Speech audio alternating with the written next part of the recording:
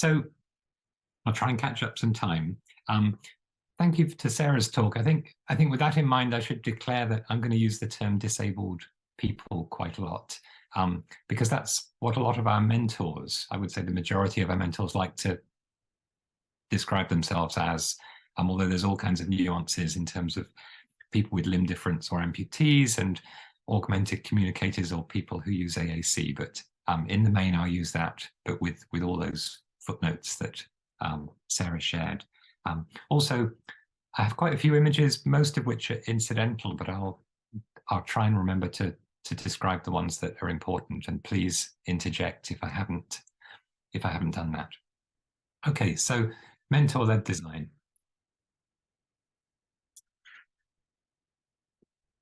A lot of our work is not just mentor-led.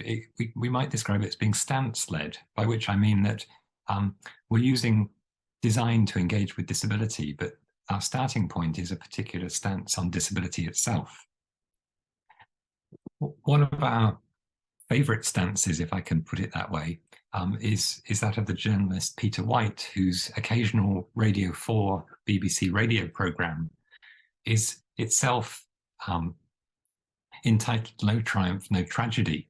And in doing that, White is confronting the notion that disability is either a tragedy, or that living with a disability is necessarily a triumph over adversity in itself, and seeking instead to position disability as just part of the fabric of everyday life.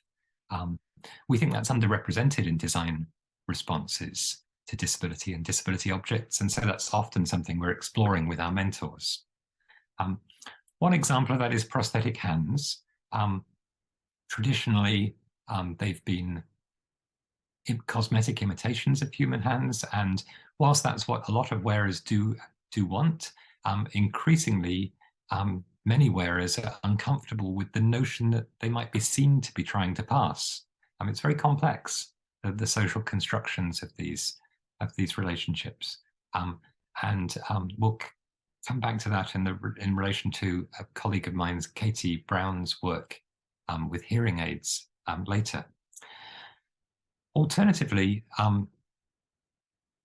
robotic prosthetic hands are often being worn these days without covers. And for many wearers, those science fiction, superhuman, post-human associations are very positive, but not for all. And what we find is that coming back to the notion of no triumph, no tragedy, a lot of wearers or potential wearers feel like the design of the hands themselves are as polarized as those two narratives. And they'd like to find a space in between that represents their own attitudes more fully. So instead of always resorting to the narrative of designing the superhuman when we talk about prosthetics, we've been, as designers, we've been looking for other sources of triangulation, if you like. And the work of Naoto Fukusawa and Jasper Morrison in looking at everyday objects that fit so comfortably into our lives, we don't even notice they're designed. And the phrase that Fukusawa and Morrison have coined for that is supernormal, I think becomes really interesting when projected into this space, even allowing for the problematic connotations of the word normal that I guess we quite like the friction of there. So our work is increasingly a meeting of design and disability studies, I might say, to nuance the original title of the book. And again, another substantiation of that stance of Peter White's comes from Liz Jackson, one of our friends in New York, and she's written about the exhausting expectation of transformation that disabled people can feel is upon them from other people. Her way of challenging this is that she says we would like to evolve unremarkably, and so the challenge of designing unremarkable but radical disability objects with our mentors is one of our often one of our highest goals. And we've written a manifesto about that, and we founded a Studio Ordinary, a co-founder of which is Fiona Kumari Campbell herself in the School of Humanities, Social Sciences and Law here at Dundee. I'm going to talk a little bit about the project, which I guess was the crucible where we sort of formulated our approach to mentor-led design, Hands of X, it stemmed from that initial thinking about prosthetics that I showed you. So Hands of X, the title, points in two directions. The X might refer to the materials from which a hand is made and what that says about a hand and its relationship to its wearer. Obviously, it could also refer to the person for whom the hand's made, who wears it, who owns it, and what that says about them. And I haven't got any slides about this because I'm sure you've seen plenty in the last day. We held some quite traditional participatory workshops, I would say, at the beginning of the project. So we had wearers of prostheses, people with limb difference who were not wearers and maybe didn't want to be, prosthetists, material scientists, designers, engineers. And one of the exercises we did was we each collaged a hand out of two different materials, thinking about where those materials would be placed and what that would say about the hand, what it would then be good for, what it would be seen as, and what its relation, how that might affect the relationship with its wearer. And some of those designs, as is often the case with really good co-design, went right through to the end of the project. This is a collage that Corinne herself did. Oh, hang on, I haven't introduced Corinne yet. I will in a minute. Which became one of our prototypes, and wonderfully so. Here's Corinne herself. She lost both hands and both feet to septicemia in her 30s, and I think more remarkably than the fact that she designed and hand wrote, I should say, that collage in the previous slide. She stayed with us on the project, so our relationship grew beyond the participation that we'd invited initially. And we found we were still working with her and talking to her at the project and making films with her about it 3 or 4 years after. And so the term participant or even collaborator didn't quite seem to fit anymore, just how profound her role was as a co-researcher, or a non-academic co-researcher. So that's Corinne. This is Andrew Gannon, who was another of the 60 or so people we worked with, 4 of whom kind of emerged in this much more central role, much more intimate, long-term role. Andrew is an artist based in Edinburgh who has limb difference and wears a prosthetic hand himself. Just to let you know where the project went, we did prototype some of those hands that Corinne and Andrew and others designed. But more importantly, we prototyped an experience. And here I really should describe the image. We're looking at a sort of rather fashionable eyewear retailer in London's King's Cross, built into an old pub. And we can see their sign in the window, Qubits, and rows of their glasses in the background. But in the window, there's also a white neon Hands of X sign and a set of pigeonholes with what are slightly small, because they're for hands, not feet, shoe boxes made of black cardboard in the window. And so what we're doing here is we're setting up a prosthetic hand concession speculatively within an eyewear retailer, because a lot of the same issues or opportunities for choosing materials, trying things on, somewhat reinventing yourself through that process felt very common to the two of them. So we designed that service in detail, down to shop fittings, even uniforms and scripts for the shopkeepers. We made sure the service was accessible. We made part of it involves assembling jigsaws of different materials, and we made sure that was accessible with one hand, or even in Corinne's case, no digits. But more importantly, we were designing throughout for what we call appropriation. So we were trying to make the choice not just fundamental to that service, but somehow visible and embodied in the service. And one of the manifestations of that that you can see in the window is that the little shoe boxes that eventually the hands, which will subsequently be manufactured, will be delivered in, they have labels on the end, as you would expect on a shoebox, and that has clinical details as well as material choices. But there's also a very important bit where the wearer themselves take ownership of the box and write their own name on next to the words "hand of." And so, yeah, so the project ended up being more than about materials. It ended up being about imbuing a sense of ownership, which subsequent reflections elicited by the prototype. It was a mode of inquiry as much as a speculation and a proposition. Yeah, there were lots of deep insights, deeper insights than we'd had through interviews previously, about the opposite, about a lack of a feeling of ownership of prosthetics that were subscribed through limb fitting centres.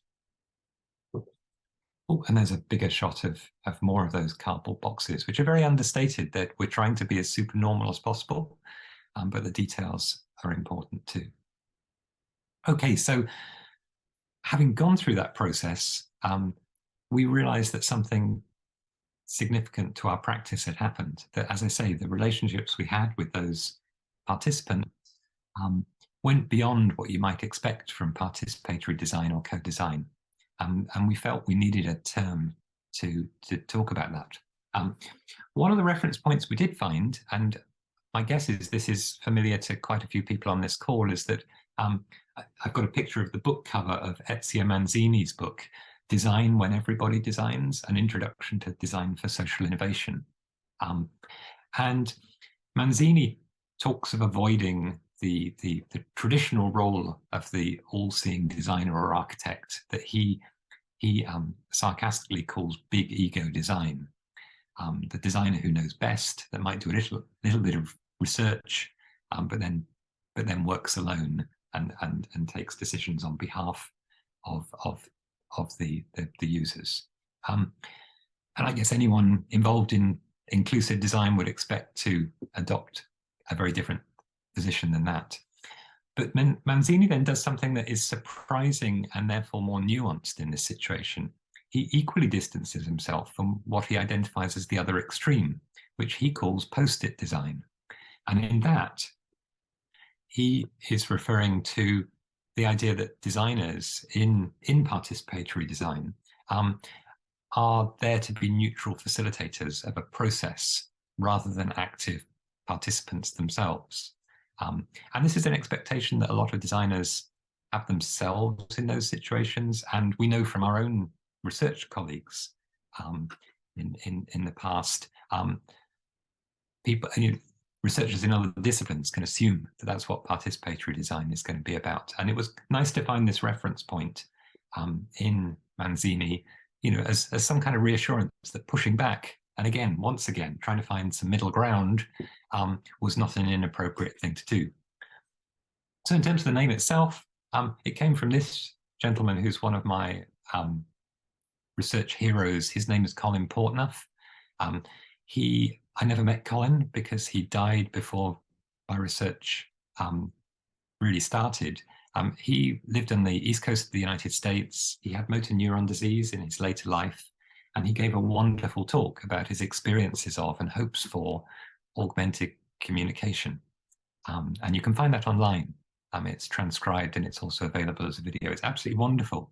Towards the end of this talk, I feel like I should describe Colin very briefly for those who can't see the image.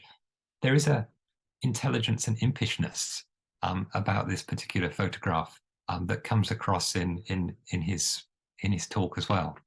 So if that appeals, then go chasing. Towards the end of the talk, he says the following words. He says, "I'd like each of you in this room who are engaged in the science of speech and voice development to adopt as your mentor a personal community with impaired speech. Spend time with us, learn from us, and teach us."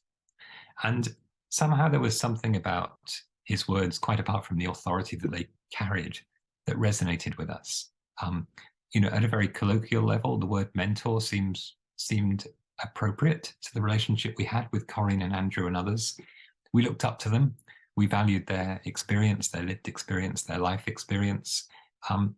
But we didn't expect to be directed in every detail by them. We expected that to be a a negotiation, and we expected to bring our sensibilities as well as our skills to the table ourselves. And so mentor seemed like a very nice term to adopt, particularly with reference to a very similar use by Colin Portnoy himself. Okay, how am I doing for time? Am I still okay, Nazreen? Actually, I'm so absorbed that I'm not looking at the time. So go ahead. Oh, bless you. Right. Okay, so now to the project in hand then, Imagining Technologies for Disability Futures, led by Stuart Murray. Key co-investigator is obviously your very own Ray, and teams in various research centres. In Dundee, as well as collaborations with Ray and his mentors, we're looking most specifically at augmented communication. So that includes the use of speech technology by people with complex communication needs, but is not restricted to that by any means, as you'll see. This time round, partly because Colin has so much currency within this field, we've been overtly recruiting for mentors, as you can see from this recruitment postcard that we've used at various conferences. And already we have some relationships that already have that depth that goes beyond participation, as in Hands of X, as a result of that. The reason in that last slide we're recruiting people to explore alternative futures for AAC is that in this field, well, as was the case with prosthetics, there is one very dominant narrative that purports to be the future of the field. And I guess that's evidenced by this scan of the front page of the Guardian newspaper in England, in Britain, of the 25th of April, 2019, which the headline is "Decoder Turns Brainwaves into Speech," and it's showcasing the work of researchers in San Francisco and elsewhere, working often with people with Parkinson's disease undergoing brain surgery to see if signals in the speech centers of the brain can be detected, and whether one future model for controlling text-to-speech is to have a brain-to-speech implant in the brain. And you'd be forgiven for thinking this is where everything's heading and what everyone wants. And that's why we've been overt about, making it clear so that we don't disappoint anyone or mislead them, that we're interested in seeing if there are alternatives and challenging that more uniform view. So one of our mentors was there ahead of us. This is Latif McLeod. He's a Black disabled man who uses AAC in Oakland, California. There's a very interesting podcast you can find online where he talks to another of our mentors, Kevin Williams, about their experiences of being Black and disabled, and the intersectionality of that. But Latif is, as well, and maybe more importantly, a performance poet.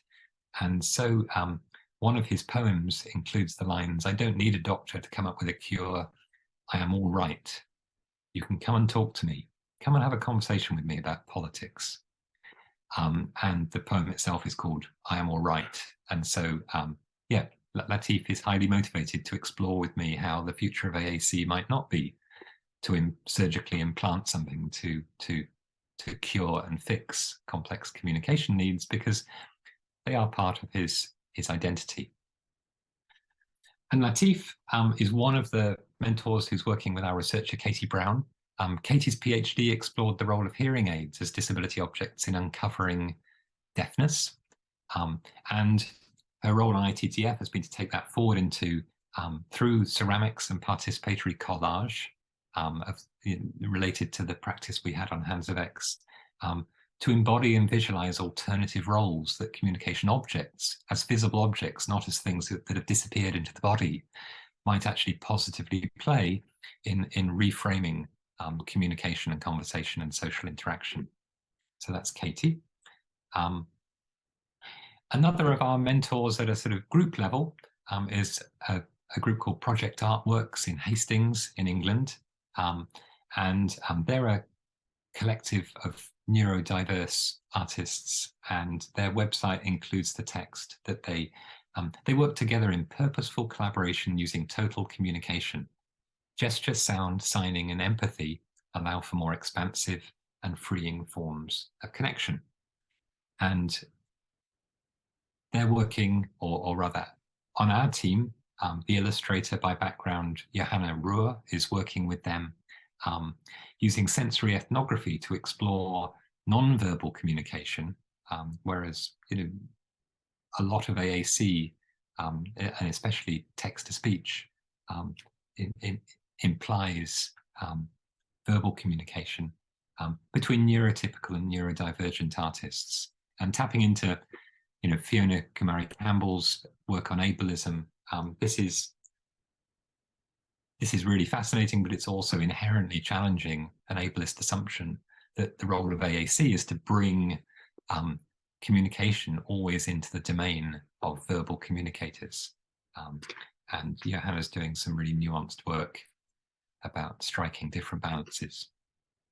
And then a third of our mentors today, this is out of many more, is Jamie Preece, who is a 45-year-old Yorkshireman. He uses a tablet-based AAC. There's a photograph of him here in his powered wheelchair with a T-shirt from Lost Voice Guy, the most famous stand-up comedian using speech technology up in Newcastle.